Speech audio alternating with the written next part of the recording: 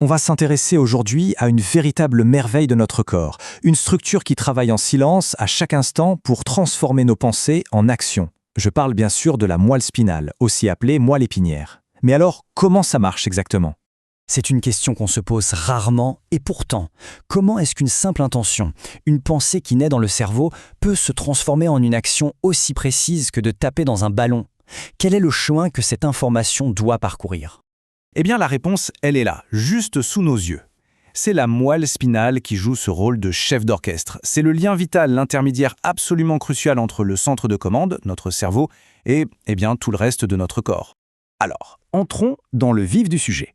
Pour bien comprendre, la meilleure image, c'est celle d'une autoroute de l'information.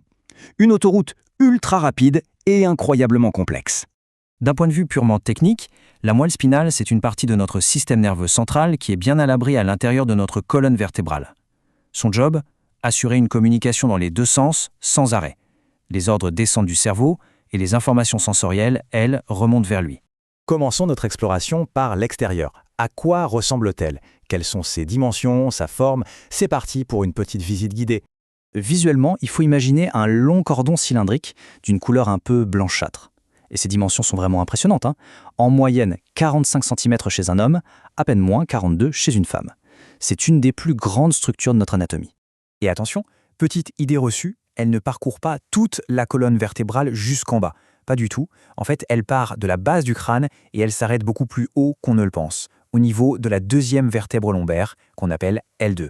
Ce qui est fascinant, c'est que ce long cordon n'est pas du tout uniforme. On observe deux zones bien plus larges, des renflements. Le premier, le renflement cervical, est en quelque sorte le grand hub de connexion pour tous les nerfs des bras et des mains.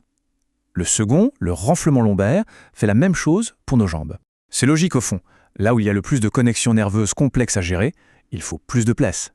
Et comme on peut le voir ici, ce n'est pas seulement le diamètre extérieur qui change, non. Son organisation interne, ce qu'on voit si on la coupe en tranches, ça aussi, ça varie énormément tout au long de son parcours. Allez, maintenant, on va zoomer.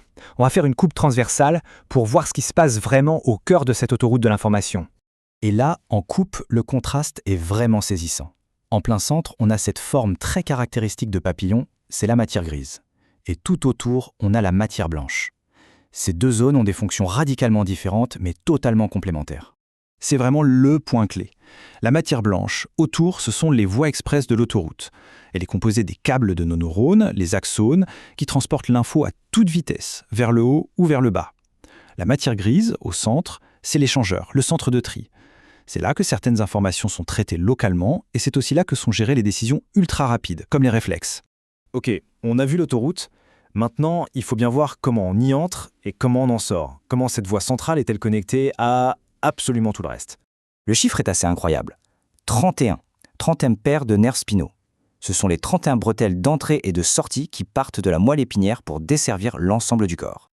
Et chaque connexion est hyper spécialisée. Les infos sensorielles, le toucher, la douleur, la température, entrent par la porte de derrière, la racine dorsale. Et les ordres de bouger, les commandes motrices, elles, sortent par la porte de devant, la racine ventrale. C'est un système à sens unique d'une efficacité redoutable. Ces 31 paires sont organisées de façon très méthodique, bien sûr.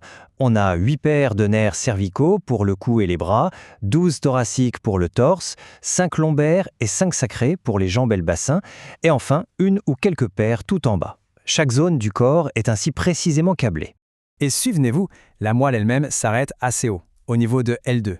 Du coup, les nerfs pour le bas du corps doivent continuer leur chemin un moment dans le canal vertébral avant de pouvoir sortir. Cet ensemble de racines nerveuses qui flottent librement ressemble vraiment à une queue de cheval, et c'est d'ailleurs son nom latin, la cauda equina. Évidemment, une structure aussi vitale et aussi délicate doit être protégée. Le corps a donc mis en place des systèmes de protection et d'alimentation incroyablement sophistiqués. La toute première défense, la plus évidente, c'est l'armure. Une armure en os, la colonne vertébrale.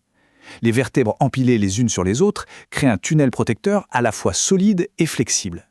Mais ce n'est pas tout. À l'intérieur de cette armure, il y a une deuxième couche de protection, 3 membranes qu'on appelle les méninges.